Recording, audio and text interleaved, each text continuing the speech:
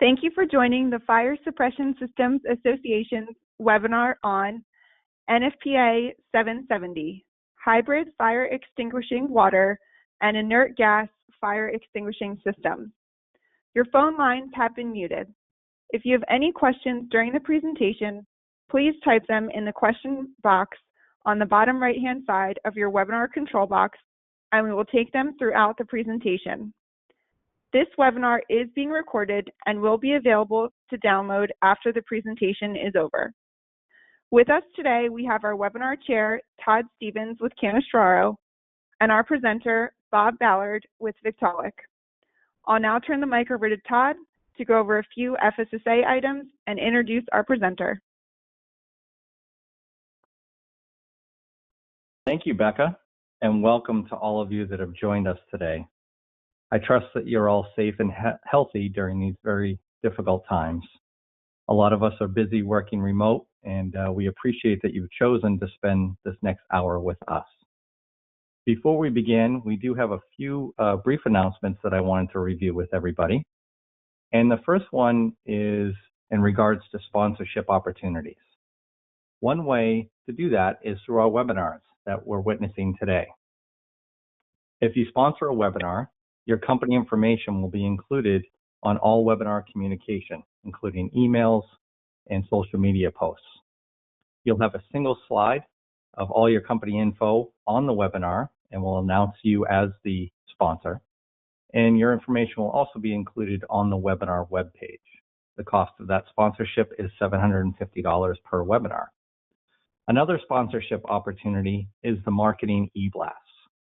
The FSSA Marketing Committee sends out an email once a week to over 8,000 contacts.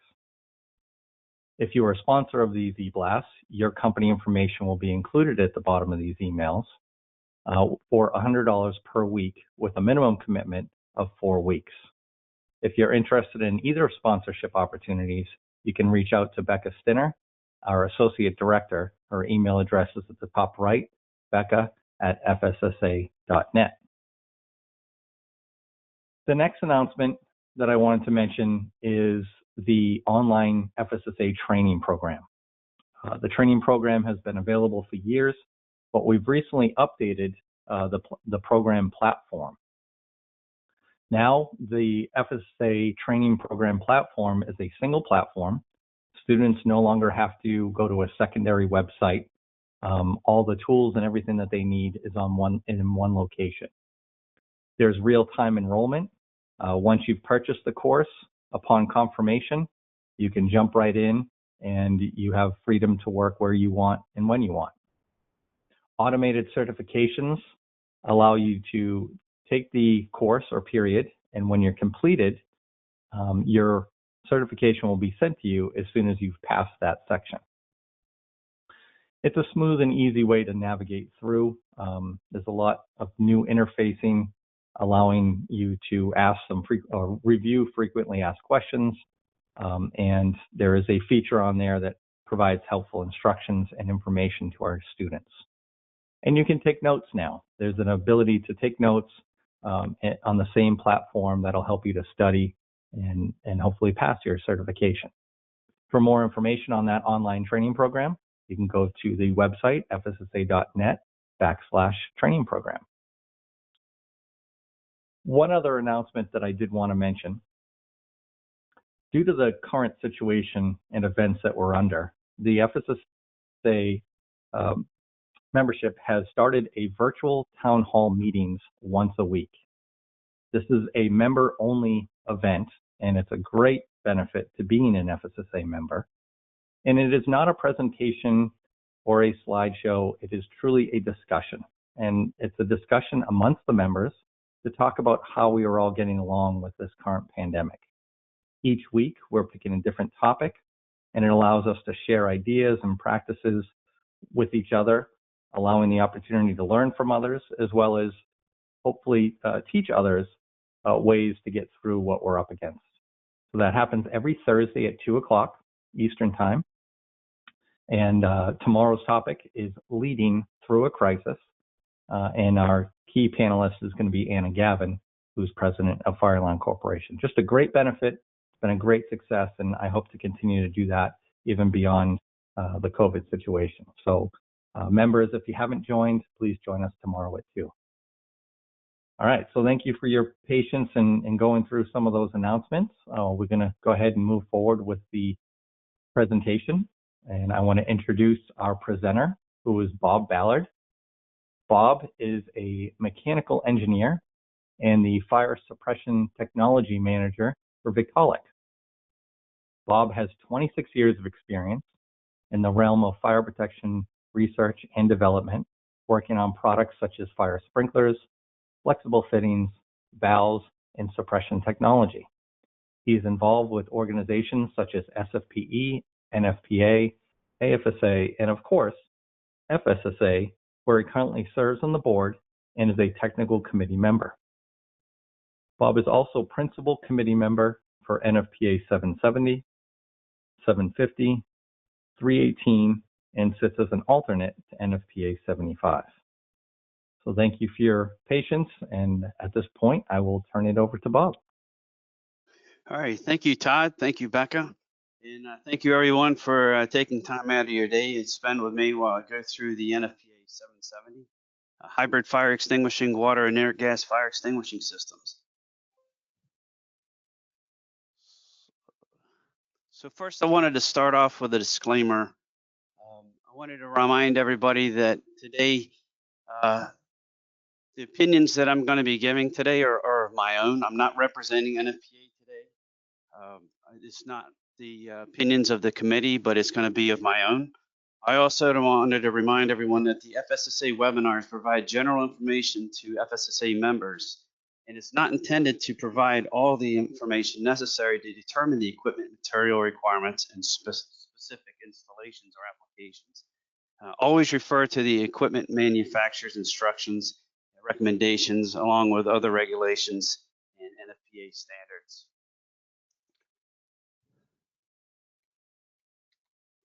And with that, today what we're going to do is go through the NFPA standard. I'm also going to talk about listings, approvals, codes, and standards. Talk about the applications that you would typically see for hybrids, the testing that went in behind the scenes of NFPA 770 standard. We'll go through some of the chapters, and I'm also going to talk a little bit more about performance-based testing. So the news. The news is that the standard is coming. It's actually official. That it was official as of April 15th. The other thing to remind you of, though, is you can't go see it yet. It's not in print. If you wanted to get an idea of what it looks like, you could go to the NFPA's website and you could go through the second draft of it. But we expect that the printed version will probably be viewable around the August timeframe. What I'm showing you here on the screen is what the 770 committee looks like. Committees are made up of manufacturers, experts, there will be insurers, the approval agencies are a part of it. To give you an idea, some of the companies that are on these committees, there's Fire and Pump Service, FM Global, UL, UTC's Marioff, Victaulic, Johnson Controls, Siemens. Hey, Bob. Yes, just sir. To interrupt you for a quick second, I apologize.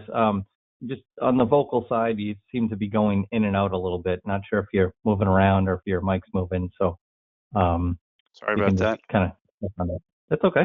Thank you. It's better. All right. So I'll let you know. All right. Thank you. And so what you're seeing here on the screen is the committee members. And this is all public information. If you go out and look at the 770 website, you'd see these names.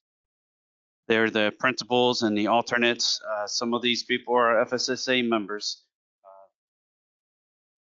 What does it look like? For me, it was the first time I was ever involved with developing an entire code. And what surprised me the most was about how long it took for a code to be developed.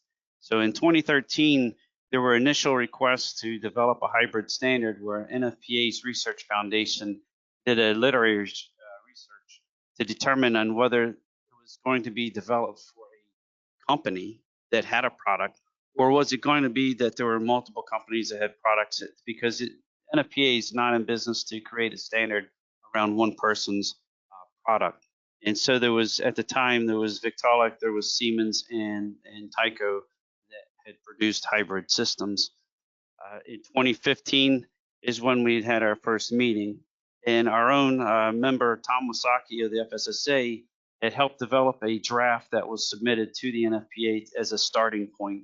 And so it took us quite a few years to massage the standard to bring it to what it is today. These are some of the important dates. So when it first went out for public input, it went out for a period of about a year. And then it would come back. There was public comments were reviewed, changes were made, and then it was submitted for a second draft. And then it went out to the public once again and was out for about another year, and it had come back. And so once you make the second draft changes, it gets resubmitted out for public input, and before its third time, people have the opportunities to comment on it. And what would typically happen is it's called a NITMAM, a notice of intent to make a motion, and should there be any, it would cause a slight delay in time where decisions or discussions would occur at the NFPA's annual forum, where it would then be voted on. In this particular case, there were no NITMAMs, so that's why the standard went into effect as of April 15th of 2020. So what is this standard going to look like? You know, historically, standards have been red, but recently NFPA has gone through some changes where they're making them. They could be gray, could be red. So for illustrative purposes today, I made it both. But inside of it, what this is a design, installation, acceptance, inspection, testing, maintenance standard. It's not an application standard. So going in and talking about listings, approvals, and codes and standards. Some of you may be familiar with it and some may not be. So I just wanted to take a step back and be able to talk about these a listing standard and discuss what's the differences between listings and approvals. So a listing standard, from my own experience developing our hybrid system, what I had done is gone to UL in the absence of having hybrid standards, I had to find a starting point. For me, I started going against the residential sprinklers. So I would use the residential sprinkler fire test protocols to determine the performance of the hybrid system. The next step was to use UL's 2127, the standard for inert gas clean agent extinguishing systems. I used those fire test protocols to determine its performance, and then finished up with FM's 5560 for water mist.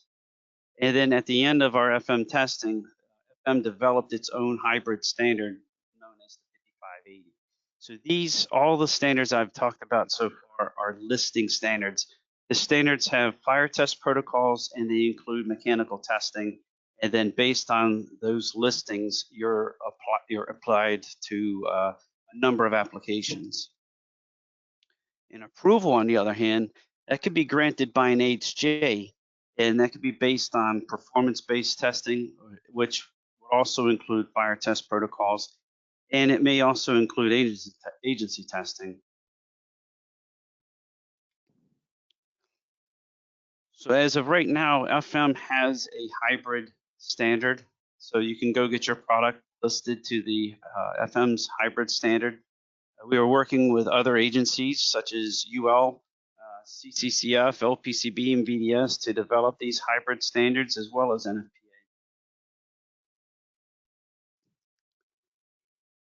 So here I wanted to give an example of different standards that exist, such as, again, a listing standard, FM 5580, a standard on how to design, install, and maintain NFPA 770.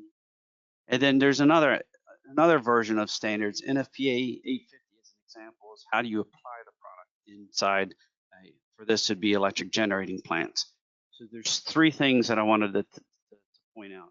There's the listing standards, there's the NFPA standards that tell you how to design and install and maintain, and then there's the NFPA standards that will tell you how to apply or where to apply. So What are the typical applications that you'll see hybrids on? For FM, what they have is a loss prevention data sheet. And for those that aren't familiar with it, it's a great source of information. FM, through all their years of property losses, they've created these documentations that allow their customers as well as their own field engineers to go through and review the applications and where to apply the suppression or fire protection. What I'm showing you here is a list of data sheets that already include hybrids within. So I have a list here, and I have another list, an extension here. If these are all available free, if you go out to the FM's webpage, you'll be able to download these. Applications that we typically see the hybrids in, and some of these are going to be listed applications, some of these are going to be performance-based applications.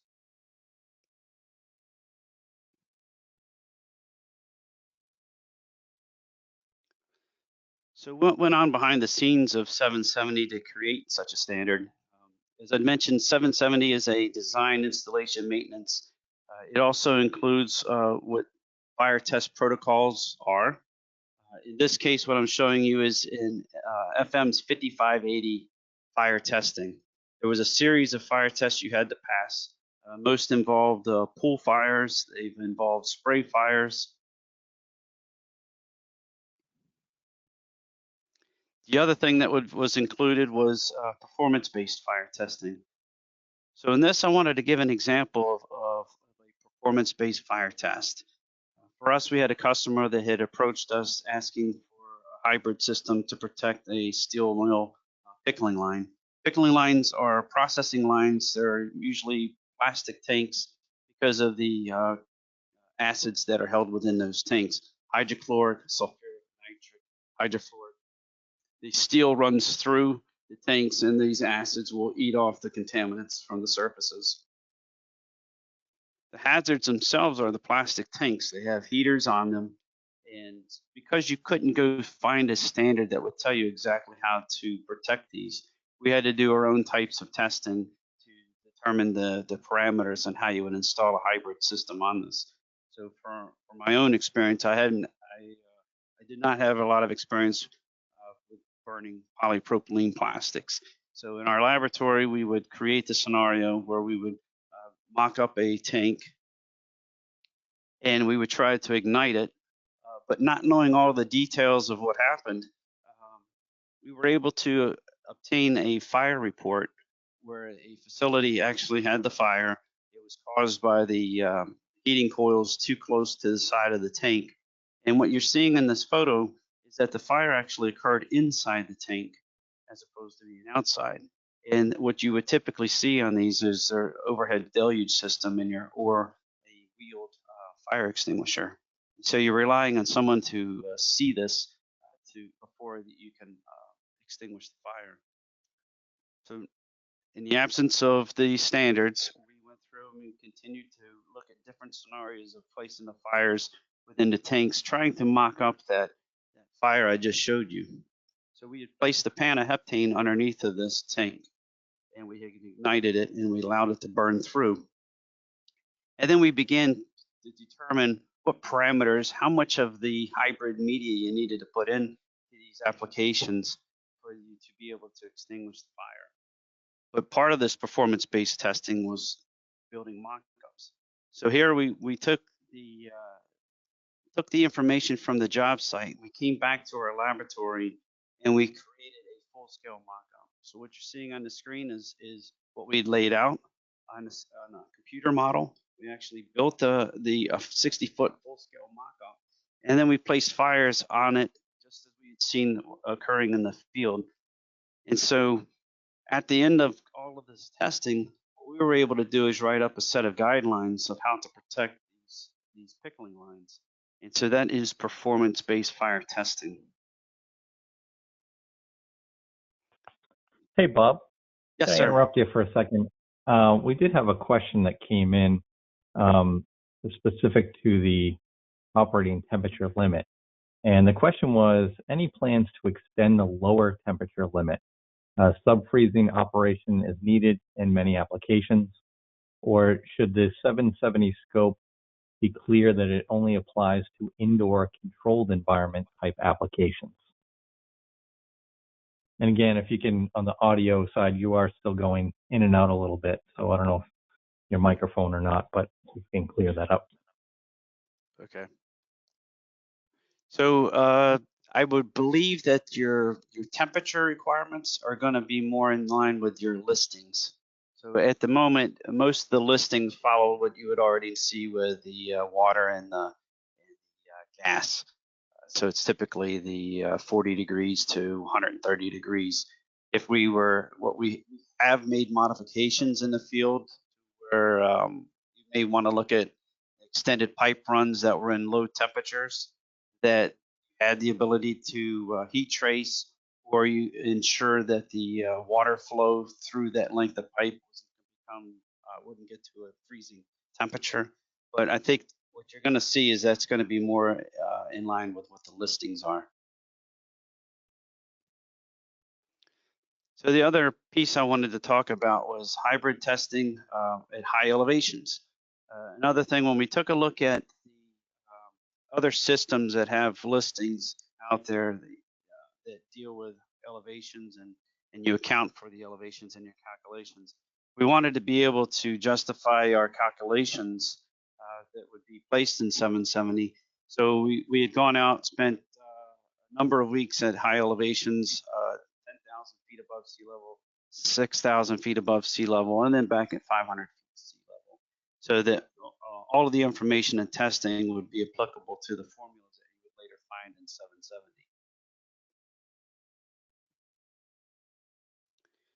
At those high elevations, we ran around 150 fire tests. What was interesting that came out of that was that the enclosure that we were in actually had 40 square inches of opening that we could not close off. So the fire testing, one of the series of tests that we did was in the picture on the left, you'll see a pan of heptane.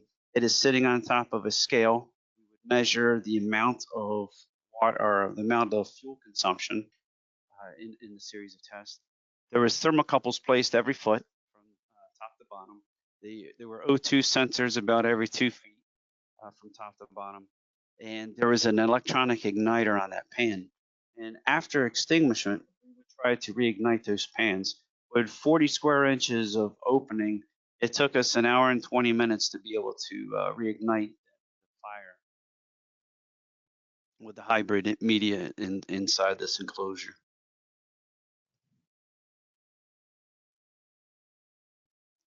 So what does 770 look like?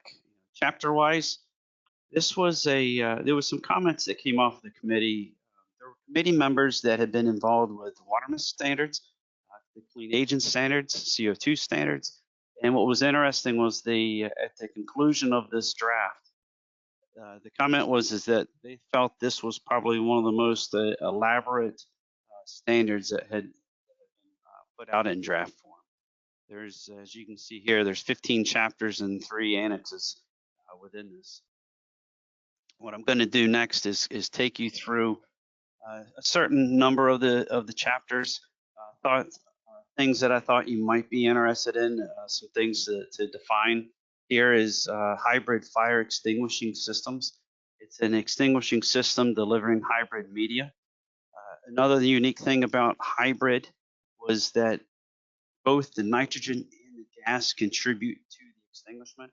There are systems out there on the market, twin fluid systems, where you have nitrogen that pushes the water out, but the testing has to demonstrate that both that nitrogen and the water contribute to the extinguishment.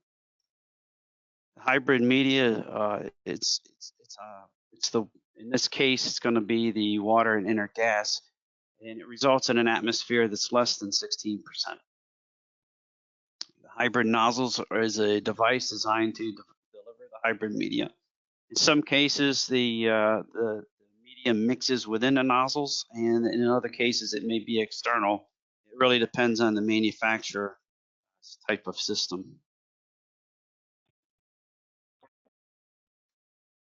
Hey, Bob, another question came in from one of our listeners, and appreciate everybody's comments and questions. Keep them coming.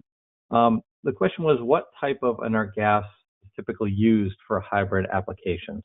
I know you mentioned nitrogen. Is that what you guys typically are referring to, or is there other gases as well? At the moment, the three systems that I know that are on the market all use nitrogen. It's not to say that there's no limitation. You could use other gases. You could use argon. You could use argonite. You could use pro inert. I mean, there's no limitation on that other than you would get your listing for that, or you would do your performance-based testing with those gases. My personal experience has been that nitrogen has been the least expensive gas to use. Great, So, thank you. yeah, thank you. Chapter 4 is going to contain general information. So the hybrid systems are permitted for use with Class A, B, C fires. These should be done in accordance to the product listings or approvals. And when I say approvals, I'm also referring to an AHJ for granting an approval based on performance-based fire testing. This should be pretty similar to what you've seen in other standards. It's for use in normally occupied areas. You're going to have the limitations that you would typically have with inert gas systems.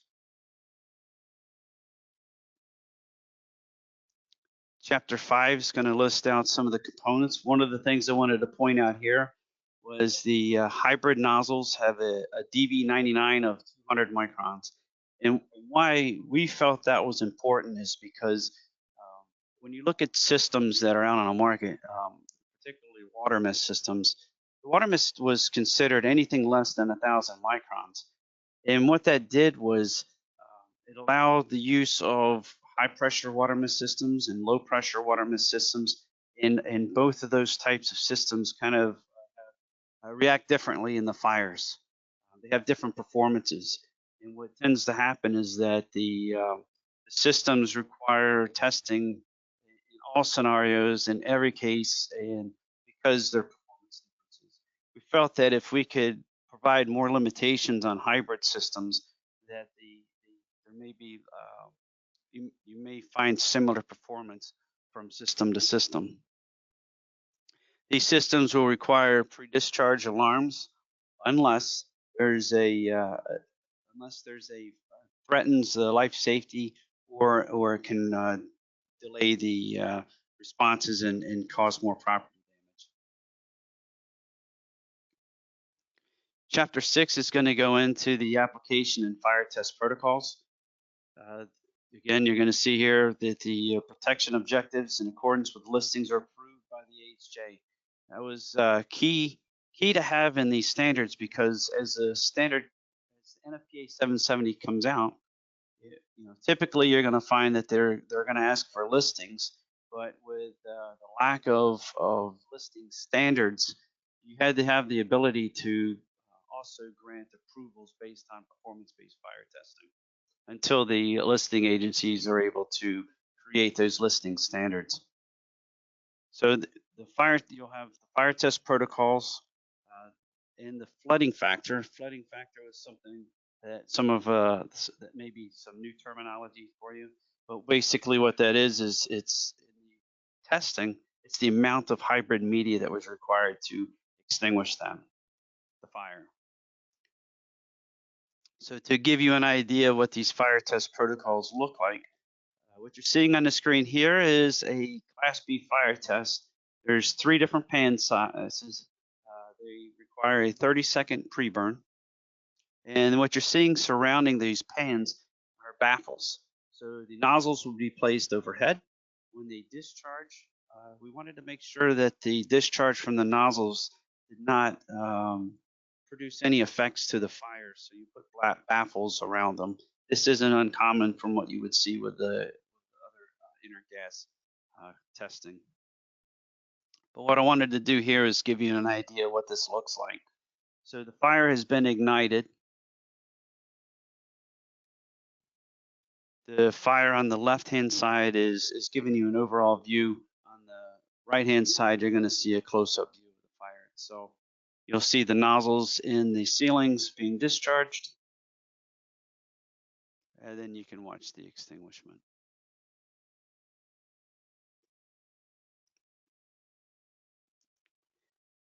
And here I want to mention too that what you're seeing inside these rooms is more of a fog.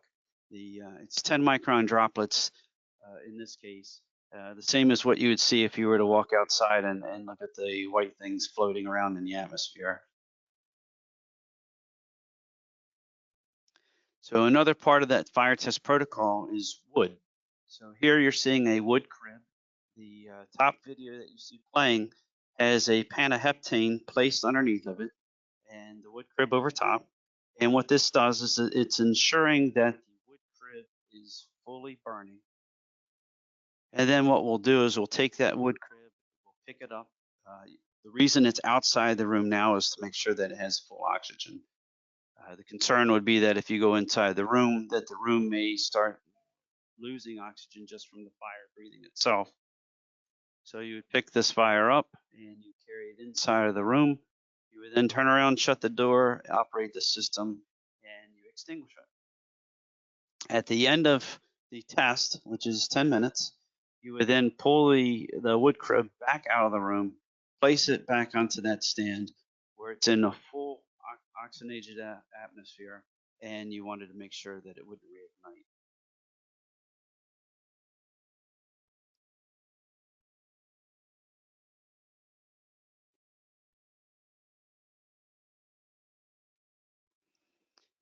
So chapter 8, here's the formula for determining how much inert gas you would need.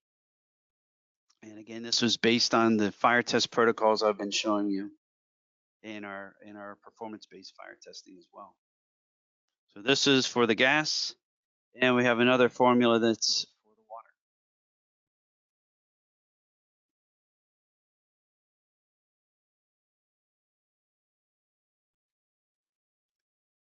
So chapter 8, total flooding systems.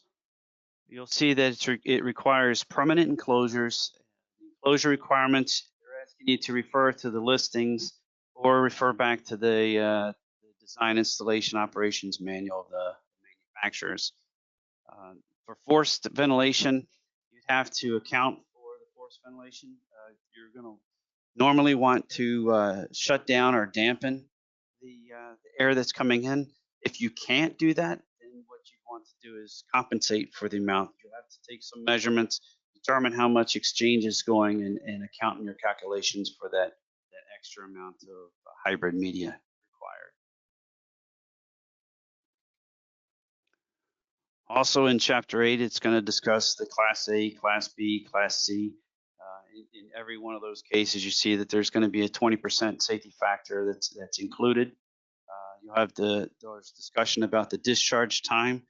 Discharge time being 3 minutes, unless the hazard requires a longer discharge. An example of that would be turbines and machinery enclosures. So with the FM approvals, FM is requiring a 10-minute discharge, plus there may be a longer discharge for the wind down.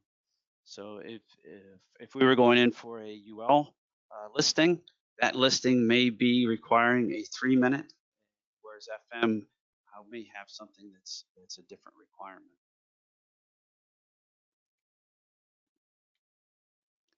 Local applications. Hey, Bob. Yes.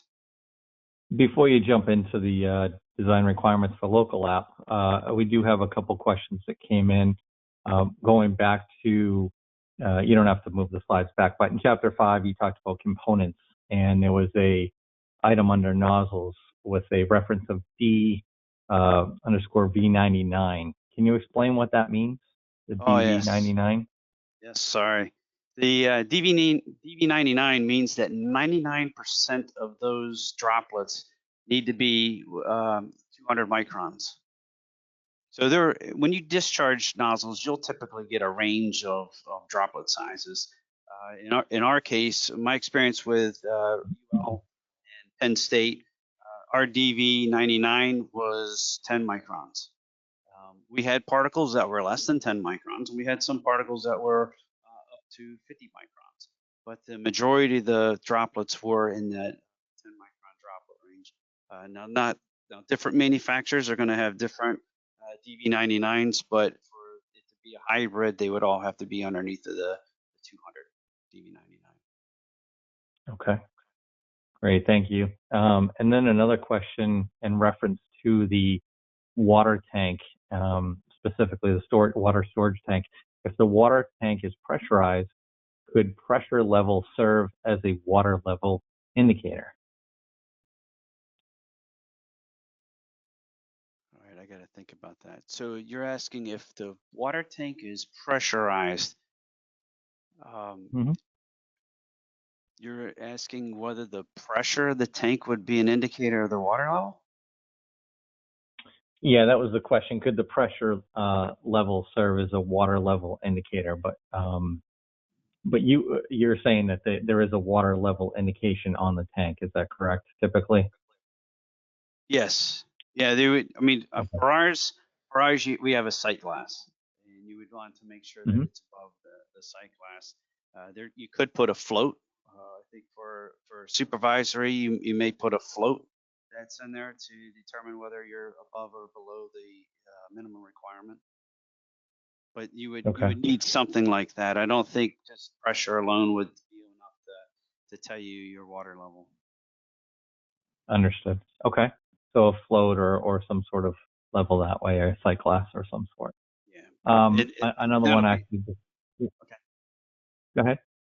No, I was going to say that, and that's going to be a requirement too, that from a listing system that you would have to have supervised.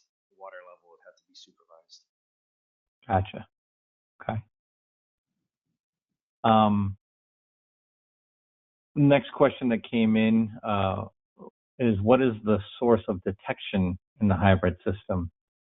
Would we use any heat or smoke sensors to detect the heat or smoke? Is there any limitations to the type of detection that can be used for these systems? No. 770 is not going to get into the types of detections to be used. It would require that it meets the 72, but there's my experience with hybrid systems. I've seen air aspiration. I've seen rate of rise, the IR. I've seen all types of different detections that were used. I'm not aware of any limitations on those. Okay, great. We got a couple more that came in, but I'm going to let you continue through the chapter section for a little bit, and then I'll interrupt you a little bit later for some other questions. Okay. So go ahead and proceed. Thanks, Bob. Thank you. Returning to chapter 9 for local applications. I'm showing an example in the right hand where it's an outdoor transformer with a big axe. Having something outside where it's exposed to the wind and elements would not be a good use for hybrid systems.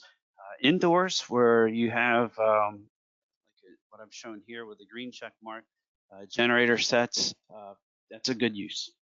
If it's printing presses with pans of collection of fuels underneath, anything that's indoors or it's got some boundaries around it, not exposed to forced ventilation such as the wind, it was a good use. I'm also showing an example of pan fires here. What's going to be key for these local applications is it's going to be dependent on the listing or a performance-based fire test. You're going to need to know or determine what the discharge time is. So 770 will say that it can't be less than 120 seconds. But in your test, such as if I was doing something with FM or if I was doing something with a user, I would want to at least double my extinguishment time.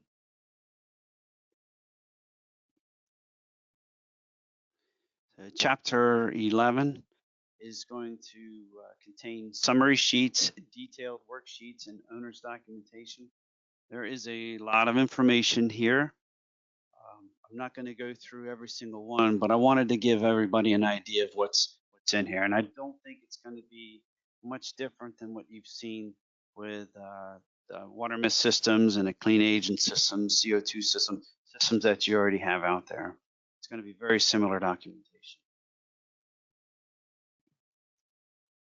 And as I had mentioned, if you wanted to grab a copy of what I'm showing on the screen, I think that the presentation will be made available.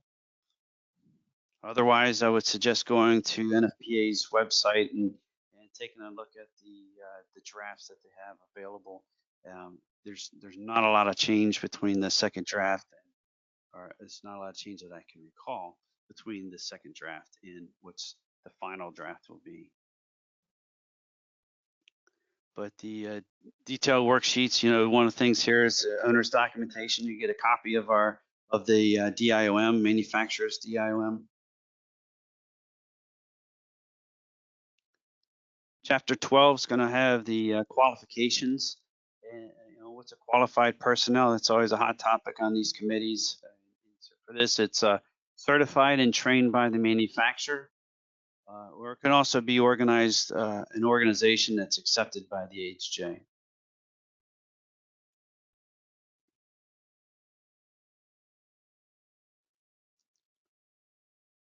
First, when you're reviewing these hybrid systems, you're going to look at the operating devices, auxiliary devices. You'll look at the operations and alarms, all the sensors. Another key one here is the testing the piping systems. The system that I'm familiar with, we have open piping. So you'd end up plugging the piping, pressurizing it, and looking for any kind of loss for 10 minutes.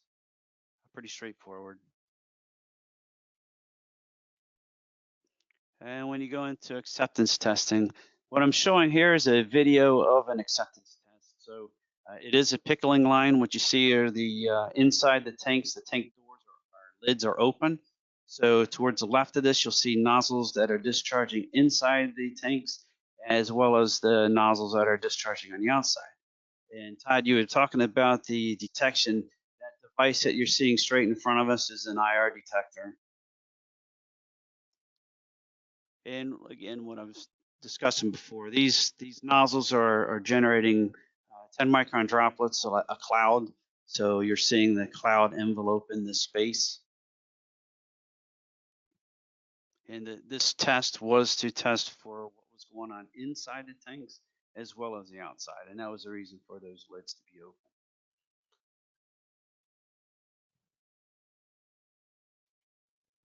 Chapter 4 is going to get into the testing and maintenance. So you'll have the weekly inspections.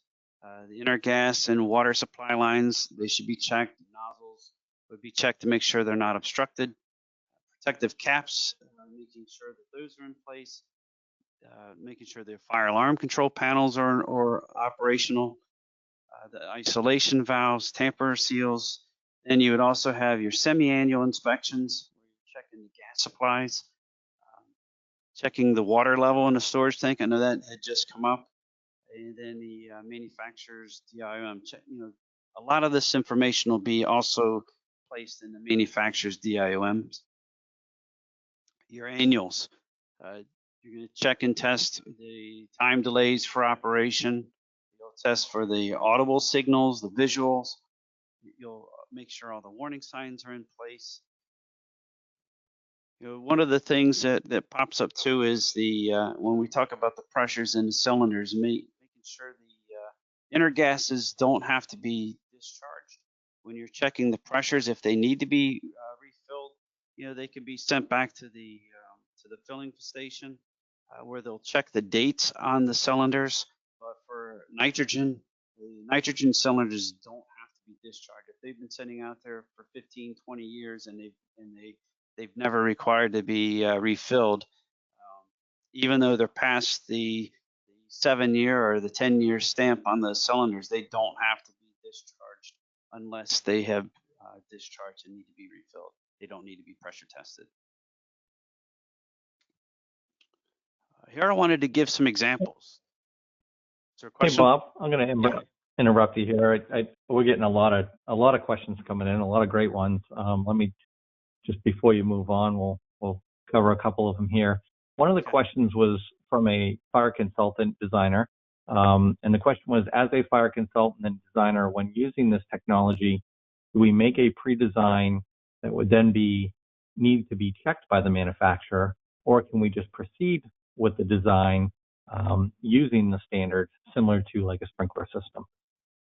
Any suggestion there? I know there's probably not a yes or no answer to that, but Well, I'll give it my best shot. How about this?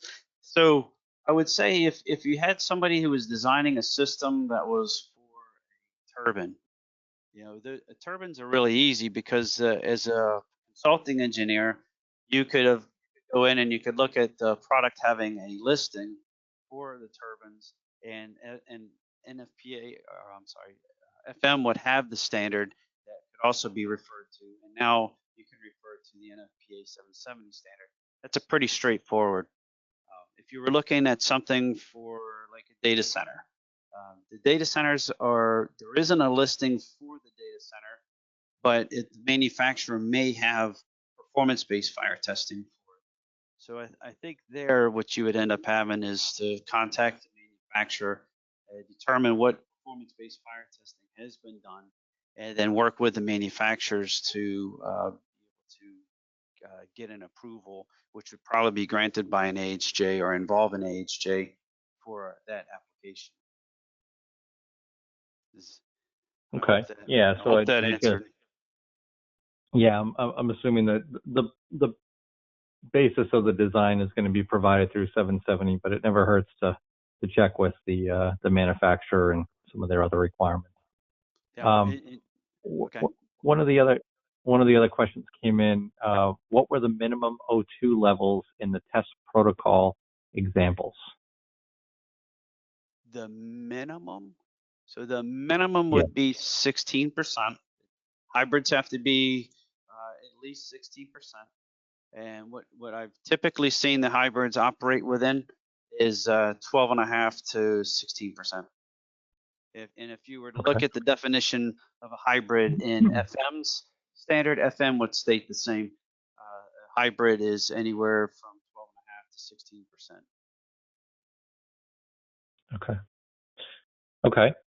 And is there an isolated total enclosure necessary, or is an isolated total enclosure necessary? I'm not sure about the term what isolated is coming into it, but it has to be an enclosure. So you have to have your walls, ceiling, floors. It can have perforations. I mean, you can have openings, and those openings are all going to be related to the listings or the performance-based fire testing. There's going to be some type of evaluation done to determine how much opening you can have with hybrid system. You don't need a sealed enclosure, if that was what was meant by isolated. Okay. Let me throw one more at you, and then I'll let you continue some more. And I don't know if this is a manufacturer specific or if there's specification in 770. What is the design pressure levels for nitrogen and inert gas in water mist systems? So what are we designing the pressure levels to for piping and components? Okay. So it will be manufacturer dependent. Just based on the knowledge that I have, and actually I could tie that into what we see on the screen now. So this particular hybrid system, what I'm aware of, is that you would have 3,000 psi in those cylinders. The piping that leads over to that red panel on the left-hand side would be high pressure piping. This particular system has a regulating valve inside that would then reduce the pressure down to about 40 to 60 psi. So the piping that you see extending from the top of that panel out would all be standard piping. With all rated for the pressures of say 100 pounds, typically 175 pounds or less. Your standard piping. Now, if I flip to the next screen, this is an example of another manufacturer. Their system uses high pressure cylinders as well. They may be as high as 3,000. they have a mechanical regulator that would step the pressure down probably to about 120 some pounds. And then their piping network is all inclusive on that skid. So I don't know whether or not the entire piping is high pressure piping or if it's a mix of high pressure piping and low pressure piping. But that's just to give you an idea that there could be a mix of high pressure, low pressure piping. There's a third type of system out where they use high pressure cylinders that will also pressurize the high pressure cylinders with water. So the gray cylinders would have the gas, the blue cylinders would have the water, and that together is discharged through the piping at a much higher pressure, so that pressure in the piping is probably around 870 psi. So there you would have to use higher pressure pipe. So thank you for that question, because that helped me out with those 3 slides.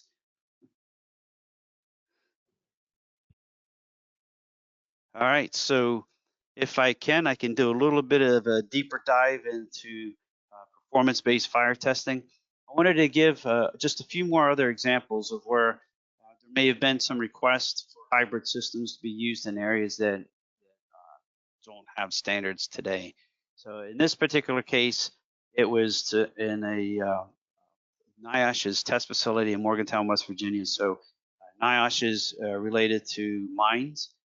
What they wanted to do is to see if a hybrid system would be capable of protecting the conveyor belts. The conveyor belts may have coal on it. It wasn't to protect the coal, but the conveyor belts themselves. What can sometimes happen is the conveyor belts get overloaded. The drum will continue to rotate even though the belt becomes stuck, and then it builds up heat, which ignites the belt on fire. So the challenges for this was high velocity winds through these tunnels, and we wanted to make sure the hybrid systems would be able to extinguish these fires under the high wind conditions. Another example is processing ovens. So here you have the goal was to protect carbon fiber ovens. The carbon fiber ovens will operate around 500 degrees, so very high temperature. The challenge was to see what would happen with the hybrid media being discharged into that high temperature environment. And so there we have to lay it out to see how we can protect all of the sheets. It requires different size nozzles, but in the end we were able to determine installation requirements as well as the performance requirements. And then going to the other extreme was placing this into refrigeration rooms. So in this particular customer, they had an area where they were protecting H1N1 vaccines, and they did not want to have their building anywhere where it could become contaminated. So everything was needed to be self-sufficient. There were no water lines that ran to this building, only the electrical. So having a hybrid system that had its own water source and gas source was ideal for this. But the question was, what happens with that discharge inside of a room that's at 39 degrees and the refrigeration units remain operating? So another example I think I had mentioned before was data processing rooms, somewhere where you're going to have a lot of computing equipment. In this case, we wanted to look at the effects of discharge on the operating equipment, including the spinning drives. So here you're seeing with and without the comparison between having the discharge and without a discharge on the hard drives. The other thing in the upper right-hand corner, you're going to see some of the mist as it comes through the processing equipment. You were able to watch the temperature drop. You were able to see the atmosphere become diluted from the standard 20% down to around 14.5% O2. And then once all the room clears up, you're seeing all the equipment still operating.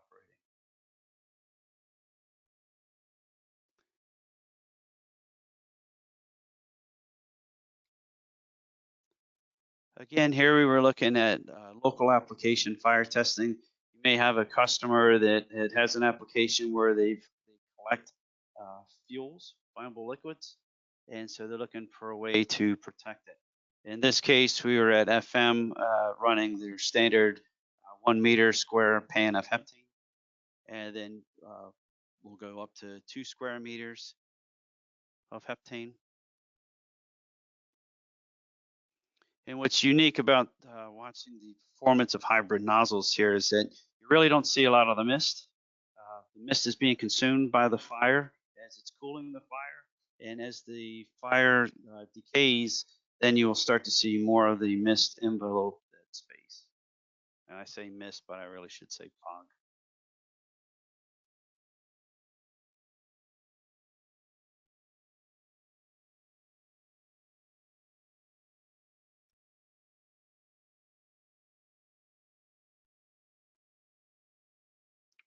And with this one, this was a 3 square meter fire. And just to give you an idea how large some of these fires are, that pipe network that you see is about 9 feet tall. And you can see the flames extending even taller than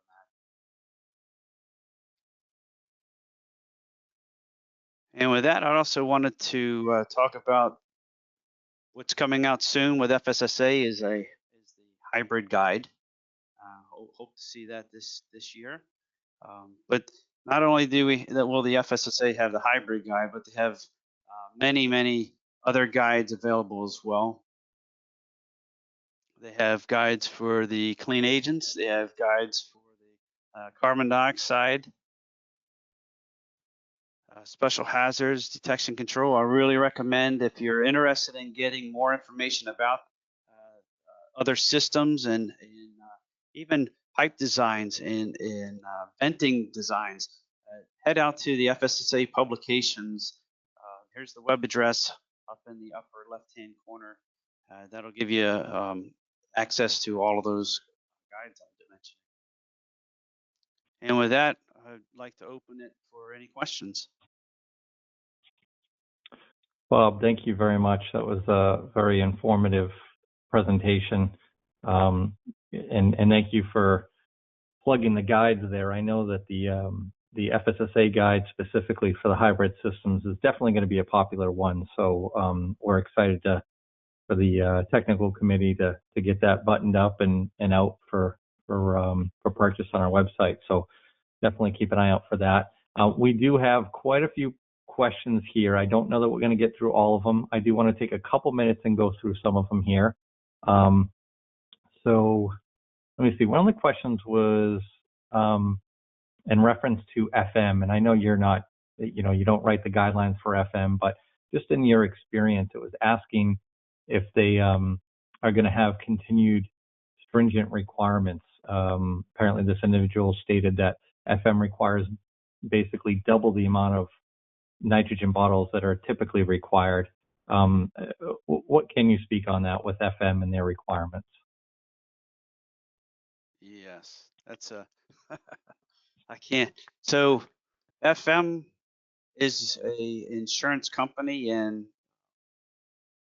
if having double the amount of stuff is always better, because you probably won't have to write any losses when you have a lot of extra stuff. So I mean, in fairness to the approval agencies, these guys are the ones that are taking care of their own business. I think that we're probably working more with UL, because we believe that UL will be writing guidelines that will take a lot of more things into consideration. I don't really have a good answer. I apologize for that. I can't speak for FM. I do believe that moving forward in the future that FM is considering more things. We have a couple projects we're working on them with now that they seem to be much more open now than maybe back in 2006. But I can't make their decisions for them. I'm hoping they go the same direction. Yeah, no, I appreciate the comment. Yeah, I mean, obviously FM is a different organization than NFPA standards. So, again, suggesting to everybody listening to just review those guidelines that they provide and follow their direction. There was a couple questions that came in, and I know we touched upon it earlier, but maybe you can go back and speak a little bit more about the room integrity. A couple people are asking, do we need to do an actual room integrity test like you do with other systems? And just to follow up on that, as a second note, questions regarding concerns of overpressurization. If we're using an inert gas in this system, are we required to include pressure vents? So just integrity and so forth in general. Can you speak a little bit more on that? Yeah, sure. And again, I would say that it would probably reflect back on the manufacturer. So the only thing I can talk about is my personal experience with developing this system, a hybrid system for Victaulic, is that the pressure venting was something that we wanted to consider. What I found was in your halocarbon systems, because they have such a fast discharge rate, that you would tend to build pressure up. And when looking at the clean agents, I saw something similar, although it was slowed down a bit. And so in developing a hybrid system, I wanted to look and see if there was ways we could naturally do it where we didn't have to require the pressure venting. And what I found was a slower discharge into the room did not pressurize the room like you would see with the other types of systems. What I could say is that we do have requirements on our nozzles, so we have a maximum per nozzle so that you don't lose too much of the hybrid atmosphere. We also have a minimum so that you don't pressurize the room. But the minimums are typically just from natural construction of the rooms would already have it. I haven't run into any cases where customers had to put in pressure venting because they had built the room too tight. Okay, great, thank you. I know we're reaching just after the hour. I'm going to throw maybe two more questions at you if you guys want to hang on. We're still here. And then any questions that we don't get to, we're taking note of those questions, and we'll have Bob respond to those offline. And when we put the recording of this on our FSSA website, we'll put a quick little post with answers to some of the questions that we didn't get to. So, please, I apologize if I don't get to your question, but let me just throw two more at you here. One of the questions was in NFPA 770, in reference to the extinguishing time. I think you mentioned about 3 minutes in your presentation. Is that is that time for each class, or is it based on the hybrid system listing? So is it the fire classification, or is it a listing, or is it a manufacturing requirement? Yeah, so good question. I would say that what NFPA is saying is that your discharge time needs to be within 3 minutes unless the listing requires a longer discharge time. So I would reflect back towards the listings being the main driver there. So I can tell you that with our systems, we may see an extinguishment time of 1.5 minutes, but you may have a discharge time of 3 minutes. It also depends on the materials. If I was to go back and look at my FM testing, in the large enclosures, we extinguished fires within 1.5 minutes, but we were still discharging for 5 minutes. And then in the end, and I think whoever asked the question about FM was probably familiar with that. We ended up having to discharge out in the real world for 10 minutes. Right. Okay. Are these systems considered engineered or pre-engineered systems? Or are they available in both? They're so I can speak for our case. They're available in both. I'm not aware of all the offerings from the other manufacturers. So they may offer both as well, or they may only offer an engineered system. Okay. Let me throw another one here. A couple of them actually came in with a similar question in reference to being in the space during activation. Is it okay if you are in the premises, if you're in the space that we're protecting, if it discharges and you're in the room? what are the guidelines and safety requirements for that? Yeah, that's always an interesting conversation. I mean, from what I was telling you before, the discharges are will end in a room that's within 12.5 to 14%. I mean, most of the times when we design a system, we're looking at a 14% target. But because you have tolerancing, it could be as low as 12.5. The guidelines in NFPA 770 would state that you could be in the room for 5 minutes, and then once you drop below 12.5, it may be 3, and then below that, you have about a minute. But the reality is, if you look at what the guys are doing over in Europe with the oxygen reduction systems, you'll see that they have employees that are working in the low atmosphere areas for extended periods of time, is much greater than what I just talked about. We're talking hours over there. The other interesting document that I found, if someone's really interested in looking up more information on low oxygen atmospheres, the Navy had performed an experiment with their employees or soldiers in submarines, where they were exposed to days of 13% atmospheres, looking for the exposure effects. Lots of there's studies out there. If you had more questions on that, please reach out to me and I can share some of the documentation that I've found. Yeah, and that actually kind of goes following up with another question or comment that was made, or the question that was made was, is the method of extinguishing reduction of oxygen level, or is it actually absorbing the heat? And I think that kind of ties in with what you were just talking about. I don't know if you can respond to that question. Yeah, that is a great question. It's one that I like to talk hours on because I can tell you when we first started this. Don't do that. I won't do that. I won't do that. I'll give you this short answer. The short answer is we design for the worst case scenario. So worst case scenario is that you have a very small fire. Imagine something that with low energy like a candle.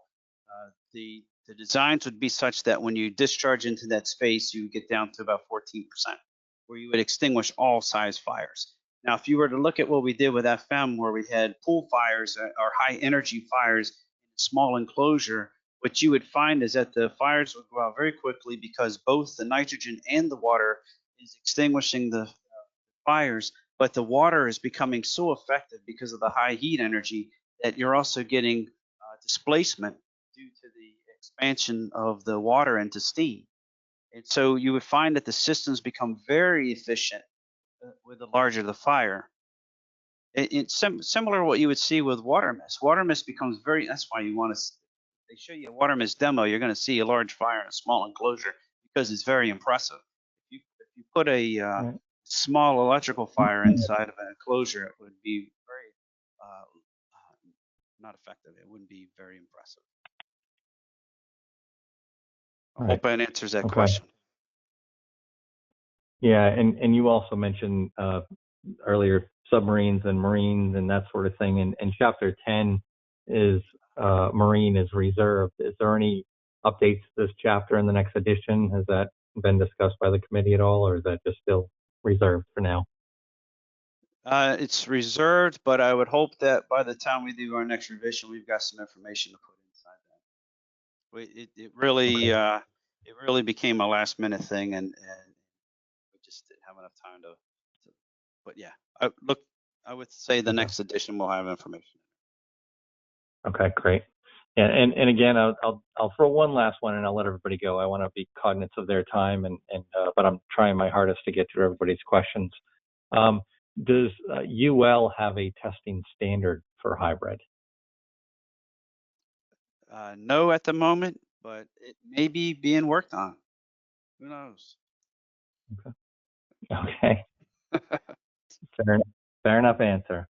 Well, listen, again, Bob, thank you so much. This is an extremely informative webinar, and we thank you for your time and your efforts in putting this together. Thank you again to everybody that had sent in some questions. I apologize if I didn't get to your question. We will try to gather that information, and like I said, put any answers on the website, as well as you can reach out directly to us or also to Bob with his contact information that's on the slide now. But again, thank you so much, Bob, and to finish this off, I'm going to pass it back to Becca. I hope everybody stays safe, and we'll talk to you soon. All right. Thank you. Awesome. Thank you, everyone. As a reminder, the presentation will be available on the FSSA website within the next week, and we look forward to having you join us next time. Thank you.